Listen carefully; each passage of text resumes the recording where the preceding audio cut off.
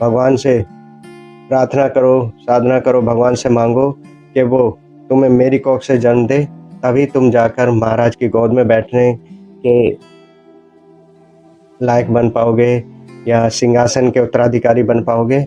जाओ, जाकर भगवान की साधना करो और मेरी कोख से जन्म लेने का उनसे वरदान माँगो। बालक ध्रुव को छोटी माता सुरुचि की ये बातें बहुत कटु लगी, बहुत बुरी लगी, उनके हृदय को बहुत पीड़ा पहुँची।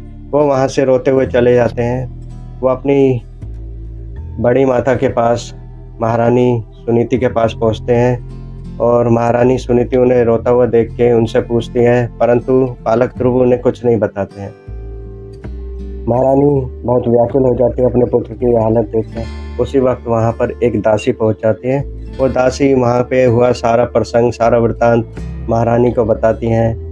तो महारानी को बड़ा दुःख होता है, उनकी आँखों में आँसू आ जाते हैं और वो बड़ी दुखी होती हैं, बड़ी चिंतित होती हैं, बड़ी परेशान होती हैं, परंतु वो अपने को ढाढ़स बनाते हुए, अपने को मजबूत करके बालक ध्रुव के पास जाती हैं और बालक ध्रुव को समझाती हैं, "क्या हुआ बालक? तुम इतना परेशान क्यों हो? छोटी माता ने तुम्हें कुछ भी गलत नहीं कहा है।" ये माता सुनीति के शब्द थे।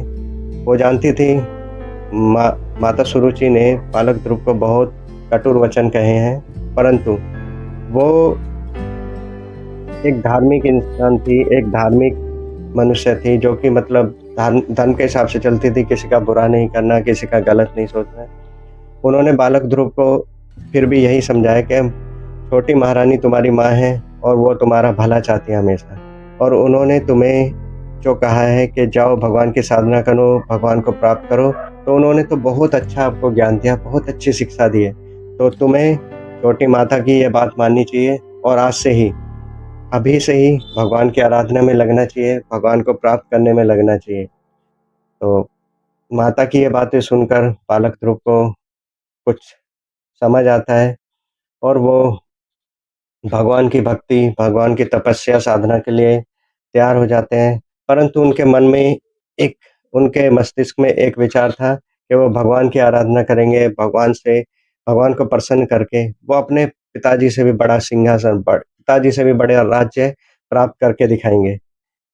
और बड़ी महारानी सुनीति बालक ध्रुव को बोलती है कि जब भी तुम भगवान की आराधना के लिए जाओगे, तो छोटी माता से, अपने पिताजी से अवश्य उनके चरण छू के आशीर्वाद लेके जाना है, उनकी शुभकामनाएँ लेके जानी है। इसी प्रकार अगले दिन सुबह बालक ध्रुव साधना के लिए वृंदावन की तरफ चल देते हैं